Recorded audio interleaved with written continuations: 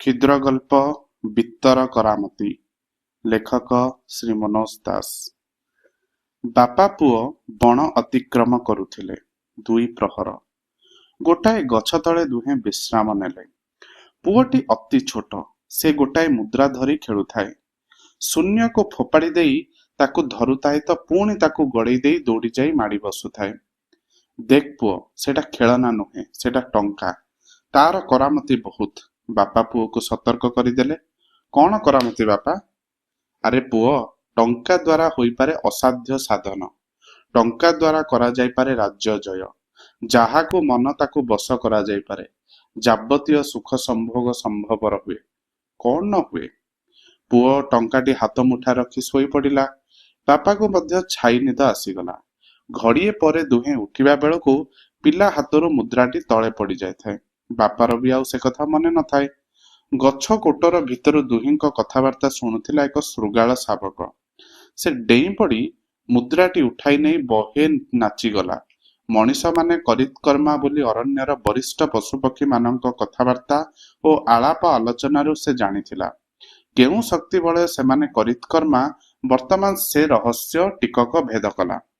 ଶୁଣ ବନସ୍ତର ସମସ୍ତ ପଶୁପକ୍ଷୀ, ସେ ଚିଲେଇ କରି କହିଲା, ବର୍ତ୍ତମାନ ମୁଁ ଏମନ୍ତ ଆଶ୍ଚର୍ଯ୍ୟ ଚିଜ ହସ୍ତଗତ କରିଛି, ଯାହା ଫଳରେ ମୁଁ କରିପାରେ ରାଜ୍ୟ ଜୟ, କରିପାରେ ଯାହାକୁ ମନ ତାହାକୁ ବଶ, ସୁଖ ସମ୍ଭୋଗରେ ଜୀବନ ଅତିବାହିତ କରିପାରେ।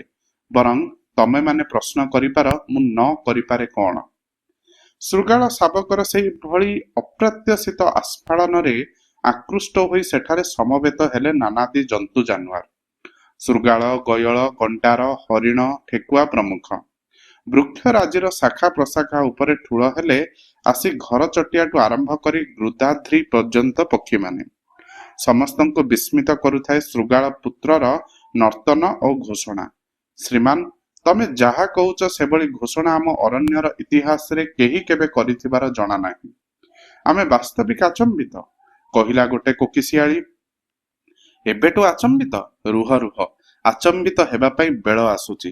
ପ୍ରଥମେ ମୋ ଯାଦୁ ସାହାଯ୍ୟରେ ଅରଣ୍ୟକୁ ମୋ ରାଜ୍ୟରେ ପରିଣତ କରିବି, ଅର୍ଥାତ୍ ମୁଁ ହେବି ରାଜା। ତାପରେ? ଶ୍ରୀମାନ, ହସ୍ତୀ, ଭଲ୍ଲୁକ, ବ୍ୟାଘ୍ରାଦି ପ୍ରାଣୀବର୍ଗ କଣ ତୁମକୁ ରାଜା ଭାବରେ ସ୍ୱୀକାର କରିବେ? ମୋ ଯାଦୁଗରୀ ଚିଜଟି ସମସ୍ତଙ୍କୁ ଅଚିରେ ବଶୀଭୂତ କରିବ। ମତେ ସ୍ୱୀକାର ନ କରି ସେମାନେ ଯିବେ କୁଆଡ଼େ?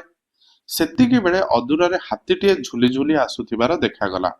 ଦେଖ ଦେଖ ମୋ କରାମତି, କହି ଶୃଗାଳ ଶାବକ ଆଗେଇ ଯାଇ ହାତୀ ସାମ୍ନାରେ ଠିଆ ହେଲା ଏବଂ ତା ଆଗଗୋଡ଼ ଦୁଇଟିରେ ମୁଦ୍ରାଟିକୁ ଏମନ୍ତ ଢଙ୍ଗରେ ତୋଳି ଧରିଲା, ଯାହାଦ୍ୱାରା ତାହା ଆଗନ୍ତୁକର ଦୃଷ୍ଟି ଆକର୍ଷଣ କରିବ। ନିଶ୍ୱାସ ନେବାକୁ ଭୁଲିଗଲେ ସମବେତ ପଶୁପକ୍ଷୀ। ନିର୍ନିମେଷ ଅନାଇ ରହିଲେ ସମସ୍ତେ। ହାତୀ ବର୍ତ୍ତମାନ ଶୃଗାଳ ପୁତ୍ରର ବଶ୍ୟତା ସ୍ୱୀକାର କରିବ। ହୁଏତ ତାକୁ ନେଇ ନିଜ ପିଠିରେ ବସାଇବ। ଶୃଗାଳ ପୁତ୍ର ଯାଇ ବାଘକୁ ଦେଖା କରି ବିନା ବାକ୍ୟ ବୟରେ ତାକୁ ରାଜ୍ୟ ସମର୍ପି ଦେବାକୁ ଆଦେଶ ଦେବ। ହାୟ!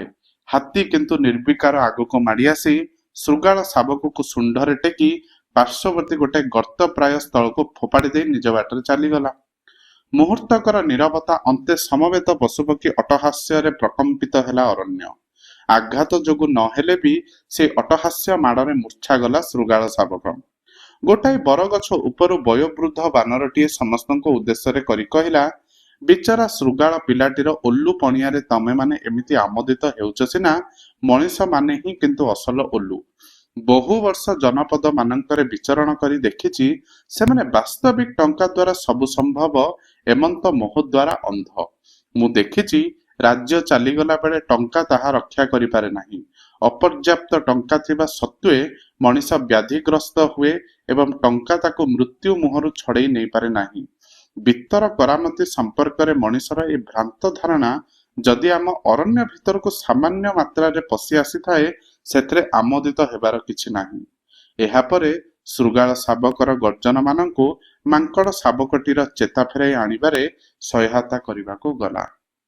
ଧନ୍ୟବାଦ।